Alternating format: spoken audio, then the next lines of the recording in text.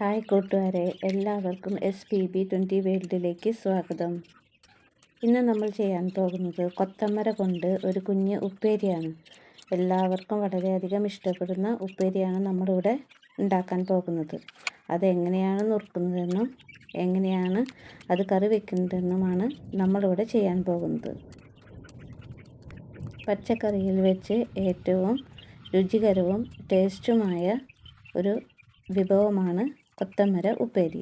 ഇത് നമുക്ക് നല്ല രീതിയിൽ കുരുകുരുന്നനെ നുറുക്കി അതിൻ്റെ വാലും തലയും കാട്ടിക്കളഞ്ഞ് നമുക്ക് നല്ല രീതിയിൽ ഈ കറി തയ്യാറാക്കാം. ഇത് നമ്മുടെ പറമ്പിൽ ഒരു ചെറിയ ഇതുമേ ഉണ്ടായതാണ്. അധികമൊന്നുമില്ല, കുറച്ച് മാത്രമേ ഉള്ളൂ. അതുകൊണ്ട് ഇത് നന്നായി കുരുകുരുന്നനെ നുറുക്കി നമുക്കെടുത്ത് നന്നായി കറി വയ്ക്കാം. നമ്മുടെ വീട്ടിൽ വളർന്നതായതുകൊണ്ട് ഇതിൽ വിഷാംശമൊന്നും ഉണ്ടാവില്ല. അപ്പോൾ നമുക്ക് വിശ്വസിച്ച് കഴിക്കാനും സാധിക്കും. നമുക്ക് ചെറിയൊരു കൃഷിത്തോട്ടമുണ്ട്. അത് ഞാൻ മറ്റൊരു വീഡിയോയിൽ കാണിക്കുന്നതാണ്. അപ്പോൾ നമുക്കിതെല്ലാം കുരുകുരുന്നനെ നുറുക്കിയെടുക്കാം.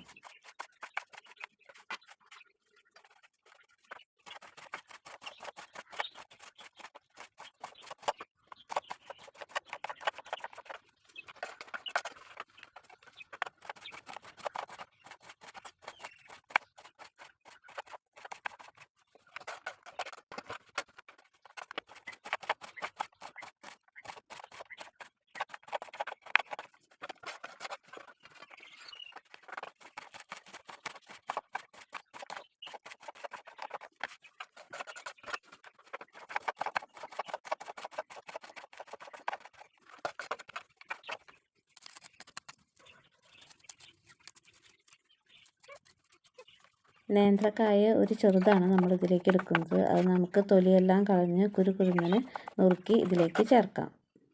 ഇനി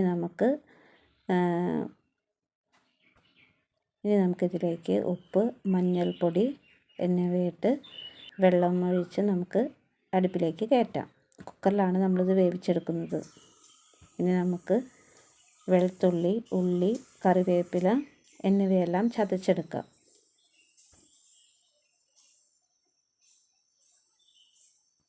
ഒരു പാത്രം അടുപ്പത്ത് വെച്ച് നമുക്ക് വെളിച്ചെണ്ണ ഒഴിച്ച് വെളുത്തുള്ളി,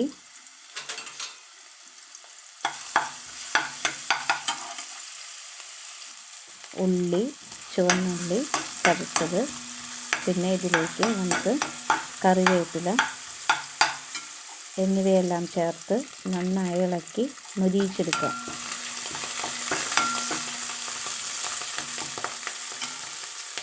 എല്ലാം നന്നായി മൊരിഞ്ഞു കഴിയുമ്പോൾ മഞ്ഞൾപ്പൊടി, മുളക് പൊടി എന്നിവ ചേർത്ത് നന്നായി വഴറ്റിയെടുക്കാം.